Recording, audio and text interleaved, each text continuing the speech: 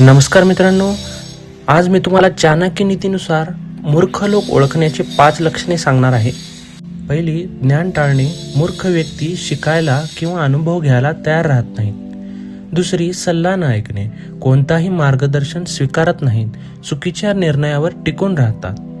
तिसरी, अति आत्मविश्वास. सर्वज्ञ असल्याचा भास करतात आणि स्वतःच्या चुका मान्य करत नाहीत. चौथी, राग आणि ईर्ष्या. इतरांच्या यशावर राग किंवा ईर्ष्या व्यक्त करतात, जे स्वतःच्या प्रगतीला अडथळा आणते. पाचवी, वेळेचा योग्य उपयोग न करणे. वेळ वाया घालवतात, निरर्थक गोष्टींमध्ये अडकतात आणि आयुष्याची प्रगती थांबते.